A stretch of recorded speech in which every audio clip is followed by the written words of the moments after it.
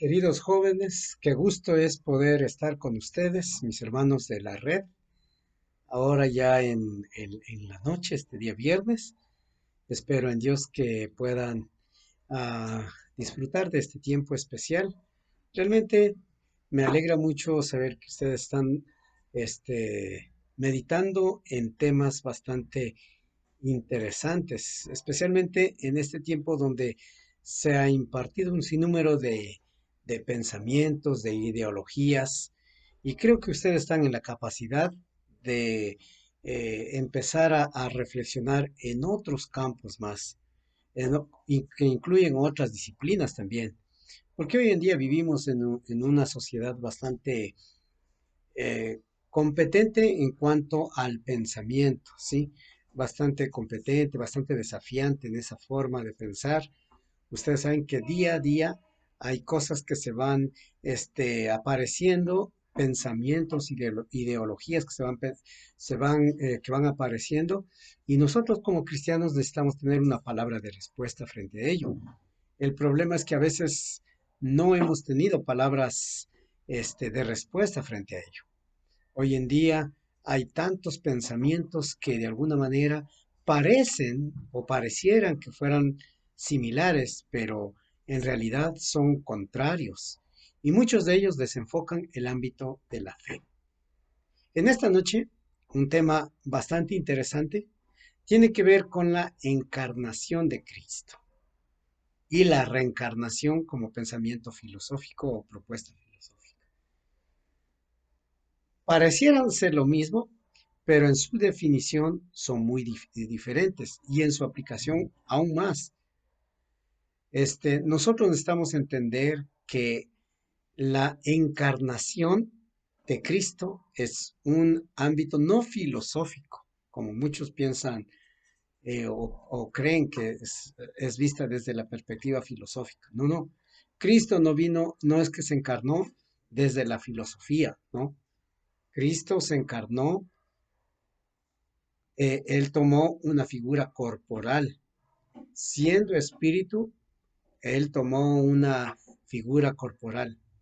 Es más, según el registro bíblico, el único que ha podido encarnar como una esperanza, eso es muy importante entender, encarnar como una esperanza viva para los cristianos es Cristo Jesús. De ahí nadie ha podido encarnar o encarnarse en la naturaleza que tenemos como el ejemplo de Cristo Jesús. Él fue el único que se ha encarnado y eso nosotros necesitamos comprender. El cristianismo, o mejor dicho, en el cristianismo la palabra encarnación se utiliza para expresar la idea de Jesucristo que ha venido a la tierra en forma humana. La palabra es un término latín que significa literalmente el acto de, el acto de ser encarnado. Así que esa palabrita encarnarse viene desde una raíz latina que significa literalmente el acto de ser encarnado. Y esto vemos como parte importante en en la palabra de Dios, que se utilizó este término en latín, en el libro de Juan, capítulo 1, versículo número 14. Y en Juan 1:14 dice, el verbo se hizo hombre y habitó entre nosotros. Y hemos contemplado su gloria, la gloria que corresponde al Hijo unigénito del Padre, lleno de gracia y de verdad. La palabra utilizada acá desde ese latín es se hizo hombre. En el original habla que se encarnó, utilizando esa palabra latina que da el entendimiento de encarnarse, ¿sí? El acto de ser encarnado, ¿sí? Jesús se encarnó y habitó entre nosotros, no desde la filosofía. Muchos piensan que Jesús se encarnó y esa encarnación fue solamente un hecho filosófico. No, Jesús literalmente tomó una figura humana, ¿sí? En Juan 1:14 que hemos leído, que habla de Jesús que se hizo carne, se hizo ser humano.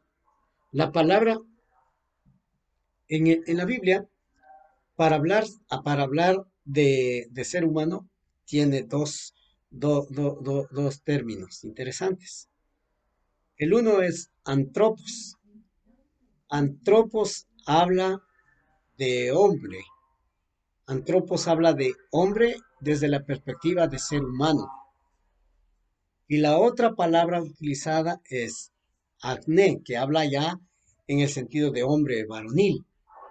Pero en este ámbito no se expresa ni del uno ni del otro, sino se utiliza la palabra encarnó. Se hizo, tomó una figura, siendo espíritu, tomó una figura humana, se hizo carne y habitó entre nosotros. El entendimiento es que se hizo semejante al ser humano. Teológicamente, esto es muy importante, ¿eh?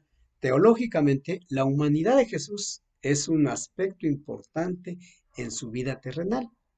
¿Por qué? Porque Jesús es divino y eso nosotros lo entendemos. Mira, cuando leemos en Juan capítulo 1, un versículo muy conocido, ¿no? Juan 1:1 dice, en el principio ya existía el verbo, le estoy leyendo desde la versión NBI, en el principio ya existía el verbo y el verbo estaba con Dios y el verbo era Dios. ¿Ah? Esa es la parte de Jesús Espíritu. En el principio era el verbo, esa palabra dicha, esa palabra es espíritu, y ese verbo, esa palabra, estaba con Dios. Y ese verbo era Dios. Ahora, es interesante esto porque Jesús es divino y leemos ahora en Colosenses 1:16, asimismo desde la NBI, y dice, porque por medio de él fueron creadas todas las cosas en el cielo y en la tierra, visibles e invisibles, sean tronos, poderes, principados y autoridades. Todo ha sido creado por medio de Él y para Él. Vemos ahí qué cosa, la parte divina de Jesús. Entonces Jesús fue divino, espíritu, diría Pablo en Filipenses, pero también asumió un cuerpo humano para identificarse con la humanidad. ¿Qué podemos decir en cuanto al cuerpo humano? O sea, Jesús no es, había un pensamiento en el primer siglo que se desarrolló en este pensar de la encarnación de Jesús, y era que Jesús aparecía y desaparecía, aparecía hombre y desaparecía, aparecía y desaparecía. Era como no era una encarnación completa, sino era como momentos, los momentos de Jesús, ¿sí? Había un momento y desaparecía, obraba en un momento y desaparecía. Pero no, esa era una idea, realmente esa era una idea, un pensamiento filosófico que llegó a ser una herejía de aquel tiempo. Pero Jesús no fue eso. Jesús tomó la forma humana con todo el proceso humano que tiene que tener una persona. Por ejemplo, nació de una mujer. Leemos en Lucas en Mateo capítulo 1, cómo tiene toda una tabla genealógica de Jesús y que va desde David y se desarrolla. Esa genealogía de Jesús que le encontramos en Mateo capítulo 1 no es en vano y a veces nosotros no la, no la asumimos así. Jesús no aparece y desaparece. Jesús cumple la función normal de un ser humano. ¿Qué tiene un ser humano? Tiene genealogía. Sabe dónde son sus padres, sus abuelos, sus tatarabuelos y toda una línea genealógica. Jesús cumple con ello. No es que Jesús apareció en un momento en algún lado y ya, no, no. Jesús tiene toda una genealogía, una línea genealógica. Por eso está Mateo 1 y también está Lucas 2, ¿sí? Y mire, en Lucas 2 aún se habla de esa parte humana de Jesús, nace de una mujer. En aquellos días, estoy leyendo el versículo, el capítulo 2 de, de Lucas, el versículo 2, asimismo en la NBI, ¿no? Donde se exalta todo el trabajo de María. Por aquellos días, Augusto César decretó que se levantara un censo en todo el imperio romano.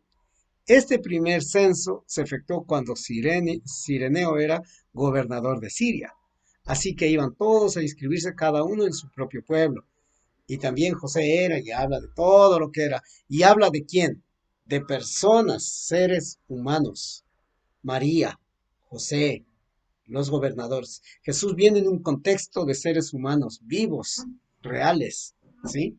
Eso muestra ese proceso que esta encarnación tuvo en Jesús. No fue alguien, como dije, creado en la filosofía humana, no fue alguien del pensamiento humano, ¿sí?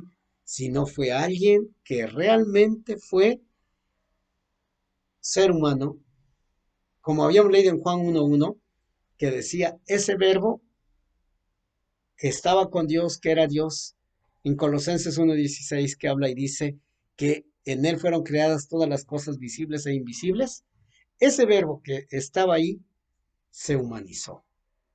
¿Y cómo se humanizó? Se identificó con el ser humano, tomando el proceso humano. Nació de una mujer, tenía genealogía, seguramente reconocía a papá, mamá, hermanos y tal vez abuelos, que no se menciona en la Biblia, pero tenía una descendencia.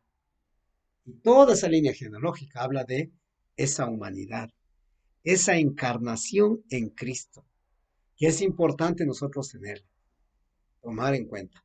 ¿Qué más podemos ver en esa humanidad de Cristo? Comía, ¿sí? ¿Y qué comía? Comía pues la comida de todo ser humano, ¿sí? Un espíritu no come, un espíritu no es que se alimenta de pan, no, no. Dice en Mateo 2:42, desde la NBI leyendo, dice, después de ayunar 40 días y 40 noches, ¿qué tuvo? Lo que todo ser humano puede tener. Un espíritu no puede sentir hambre. Jesús tuvo hambre. Interesantemente ello, ¿sí? ¿Qué hace entonces? Come, ¿sí? Mateo capítulo 21, versículo 18 dice, y muy de mañana, cuando volvía de la ciudad, cuando volvía, perdón, a la ciudad, ¿qué tuvo Jesús? Tuvo hambre. ¿Y eso qué nos hace ver? Que Jesús en esa encarnación fue y cumplió el proceso correcto de un ser humano. El proceso correcto del ser humano, ¿sí? En Mateo 21:18 también lo dice. Y también dormía Jesús, ¿sí? Dormía. Y es interesante cuando vemos en Lucas capítulo 8, versículo 23. Y mientras navegaban, él se durmió. Entonces se desató una tormenta y ustedes saben todo lo que pasó ahí. Pero ¿qué está diciendo ahí? Que también Jesús cumplía las mismas funciones humanas que cumplimos nosotros.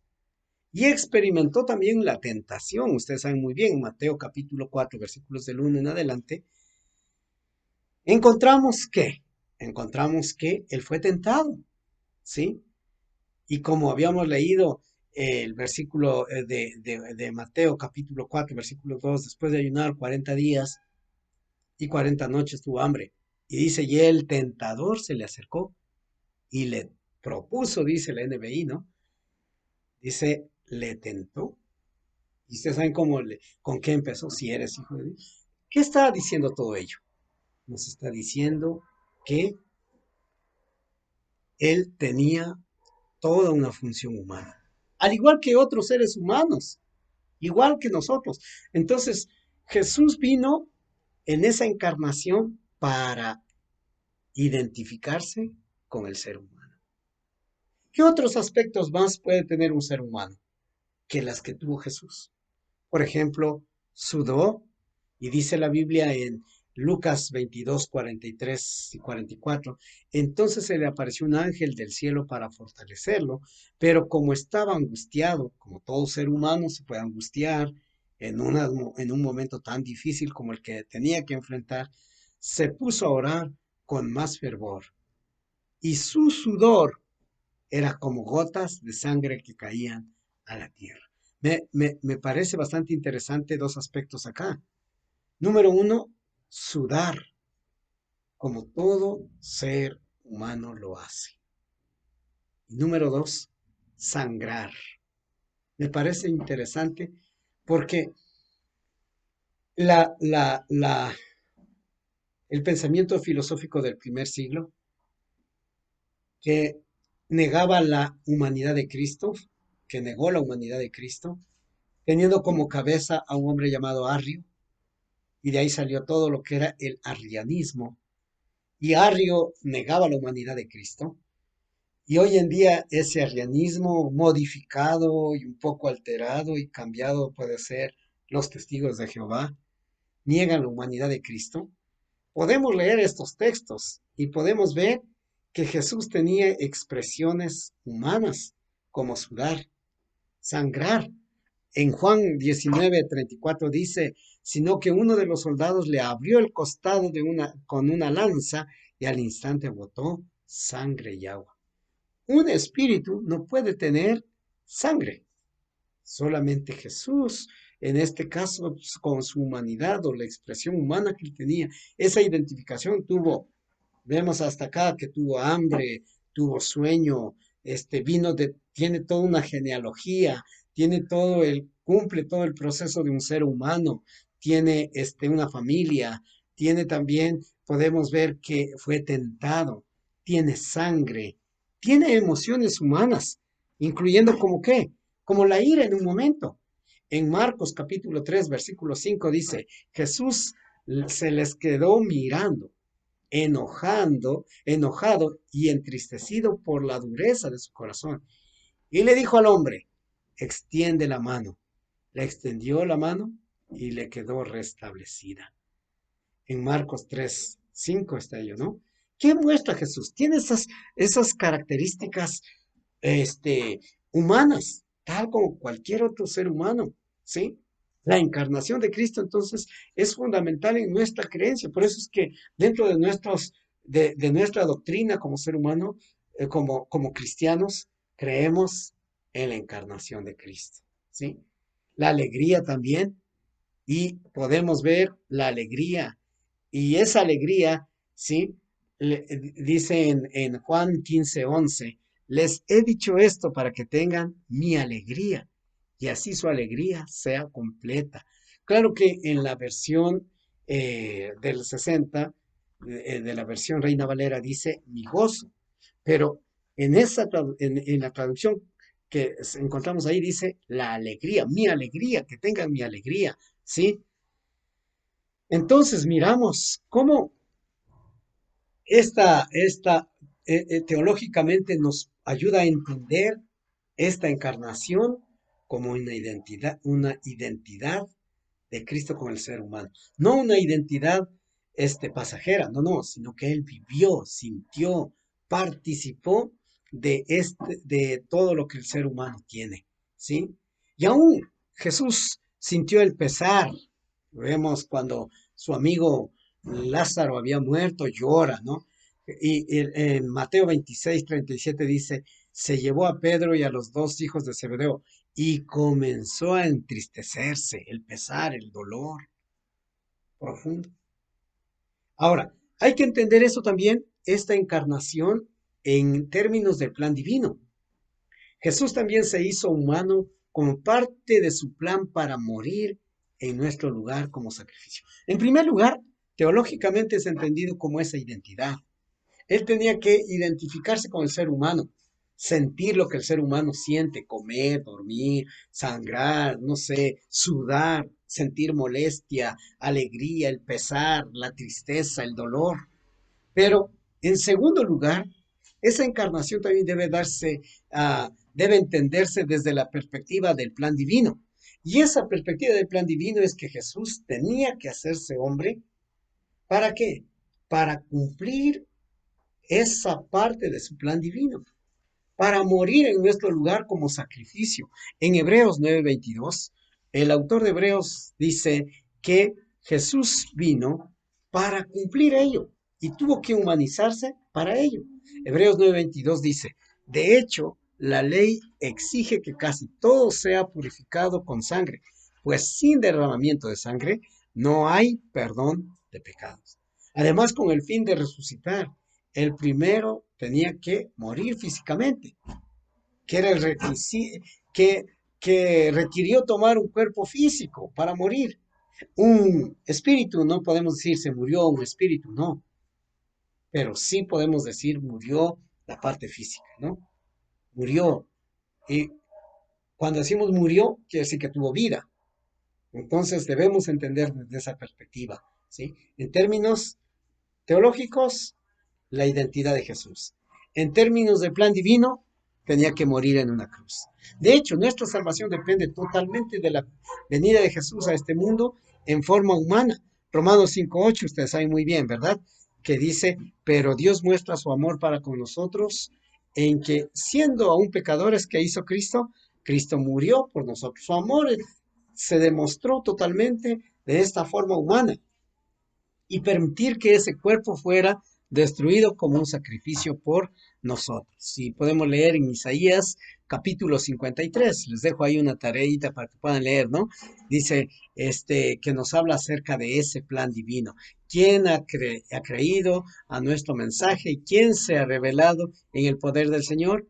Creció en su presencia como vástago tierno, como raíz de la tierra seca, y habla de Jesús y todo lo que el proceso de humanidad, ¿sí? El proceso de la encarnación de Cristo. A diferencia de cualquier otro ser humano, Jesús vino en un cuerpo humano, pero no pecó. Hebreos lo explica eso, ¿sí?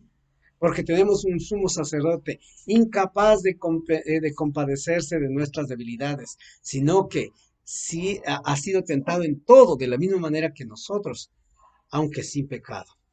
Resistió la tentación a la perfección, revelando tanto su plena deidad y plena humanidad. Tentado como todo ser humano. No pecó por su deidad. Entonces ahí vemos esa combinación, la combinación como se habla de el 100% Dios, 100% humano. Tentado como todo ser humano, en las áreas que todo ser humano puede ser tentado. No pecó en su parte divina, completamente divina, ¿sí? Entonces vemos ahí la parte divina humana de Jesús. La resurrección de Jesús es también única.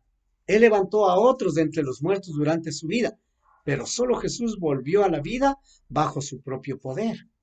Si entendemos ello, mire, esto es interesante entender en la encarnación de Cristo. Cuando Cristo estuvo acá en la tierra, Él resucitó a Lázaro, resucitó a la hija de Jairo, hubo varias resurrecciones, pero porque Él en esa parte divina humana, en esa parte divina completamente, Él resucitó. Pero solo Jesús, se puede decir, resucitó bajo su propio poder. Su resurrección es posible solo porque Él tomó la forma humana y murió primero. Esta resurrección sorprendió a sus seguidores, pero al mismo tiempo les impulsó a compartir su mensaje con otros. De hecho, el apóstol Pablo se refiere a la resurrección como el asunto de la primera importancia.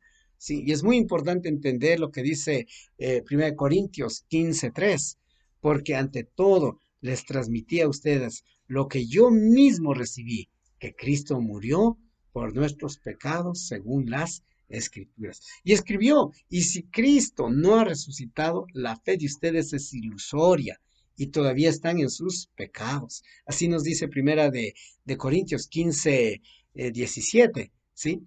Se dio cuenta de que aparte de la muerte y la resurrección de Jesús, no existiría el fundamento del cristianismo.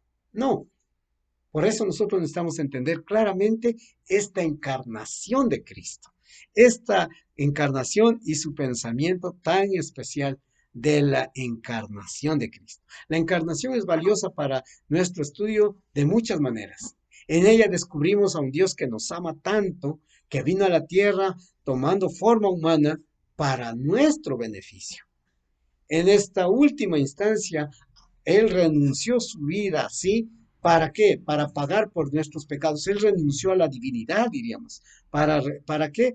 Para pagar por nuestros pecados y ofrecer la vida eterna con Él, como declara Juan 3:16, porque de tal manera amó Dios al mundo que dio a su Hijo unigénito. Y eso es interesante, la palabra unigénito, para que todo aquel que en él crea no se pierda, más que tenga vida eterna, ¿sí? Es muy interesante entender esta perspectiva de la encarnación de Cristo. Ahora, el tema de la noche era encarnación y reencarnación, ¿verdad? Reencarnación. Pero la reencarnación, como les había dicho, eso tiene que ver más desde una perspectiva filosófica, ¿sí? La reencarnación realmente, el pensamiento de reencarnación realmente es completamente filosófica, porque no ha habido una documentación, todo ha sido en base de una creencia, ¿sí? Y que se habla siempre del más allá de la vida, la existencia de la reencarnación, ¿sí? Es como les decía, es una creencia filosófica, parte de todo un ámbito filosófico, ¿sí? Y que ese pensamiento es muy oriental, muy distinto a la encarnación de Cristo. La reencarnación es la creencia consistente en que la existencia individual de las personas, ya sea mente, alma, conciencia o energía, la forma como ellos lo miran, adopta un cuerpo material varias veces según va muriendo. Sin embargo, ¿sí? Esa creencia, como les decía, no tiene algo más, un estudio pleno, no tiene un estudio pleno. Mire esto, solamente quiero decirles esto, ¿sí? Dice, la reencarnación es la creencia consistente en que la esencia individual de las personas, ya sea mente, alma, conciencia o energía, de la manera como ellos adopta un cuerpo material varias veces según va muriendo. Y es como ello, es una creencia de origen hinduista, ¿sí? Es una creencia de origen hinduista. Y ellos afirman esta creencia y que existe todo un ciclo sin fin. Y es una parte de la mitología de la religión, ¿sí? Del hinduismo, ¿sí? Entonces ellos piensan que la muerte va cumpliendo todo un ciclo, la vida va cumpliendo un ciclo como la muerte también, y van reencarnando de acuerdo a qué, de acuerdo a cómo ha sido su comportamiento aquí en la tierra, ¿sí? Entonces van cambiando, si ha sido bueno, te convertirás en algo más amable y poco a poco hasta llegar a la perfección. De ahí viene lo que he escuchado a muchos jovencitos del colegio especialmente usar una palabra que no sé si la entiendan a profundidad, y creo que no, seguramente, y ustedes tal vez utilizaron ello, el karma, ese karma. ¿Qué es? Ahí es donde, de ahí surge esa palabrita karma. El karma es como ese mal que te va llevando hasta que te purifiques, ¿sí? Y llegues realmente a lo que la filosofía quiere que tú tengas, ¿no? Es como tu purificación de tu alma, de tu mente, de tu pensamiento, ¿no? Entonces, si tú ahora con esta primera vida has sido una mala persona, has sido una persona de mal corazón, has vivido mal, has sido cruel, ese mal que fuiste se convierte como el karma y te vas cambiando y vas tomando otra figura hasta que purifiques todo eso, ¿no? Y esa purificación le llaman karma, ¿sí? Así que esa reencarnación es muy distinto a la encarnación de Cristo. Cristo no necesitó tomar varios cuerpos para llegar a lo que Él es, santo y glorioso. No, no. Él murió. Por eso la Biblia afirma por repetidas veces, murió una sola vez y para siempre. Tomó un solo cuerpo. Fue divino. y luego resucitó. Y resucitó con su cuerpo, por eso ellos lo reconocieron cuando fueron abiertos sus ojos. Por eso él les dijo, toquen, mira, aquí están las huellas de los clavos, aquí está esto, aquí está el otro, mírenme, yo soy. Y los discípulos lo reconocieron. Cuando Pedro está en el mar, tal vez triste por todo lo que sucedió, a Jesús le llama y al verle a Jesús, él le reconoce y va. ¿Y por qué? Porque él no es un espíritu que resucitó, resucitó un cuerpo, ¿sí? Y no es que estuvo cambiando, mutando hasta llegar a ser alguien perfecto, no. Así que hay una gran diferencia entre encarnación de Cristo y reencarnación. Mi querido joven, sé que este tema es bastante amplio y sé también que tienes muchas inquietudes en ello y vamos a algún momento a poder charlar un poco más a la luz de la palabra para ver que el pensamiento filosófico no debe irrumpir con los principios bíblicos. Nunca confundamos estos dos términos, encarnación de Cristo y reencarnación desde ese pensamiento filosófico. Sin más por el momento, espero en Dios de que esa encarnación de Cristo que se identificó, que Él vino y se hizo igual al ser humano, esa encarnación de Cristo tengamos firme en nuestra mente y nuestro corazón. Y es un alivio para nosotros porque Él nos entiende, nos comprende, porque Él fue igual que nosotros en humanidad. La diferencia fue que no pecó. Y Él conoce tu vida, tu situación que hoy estás pasando. Gracias por este espacio, Dios les bendiga y siempre es un gusto poder servirles a cada uno de ustedes. Bendiciones.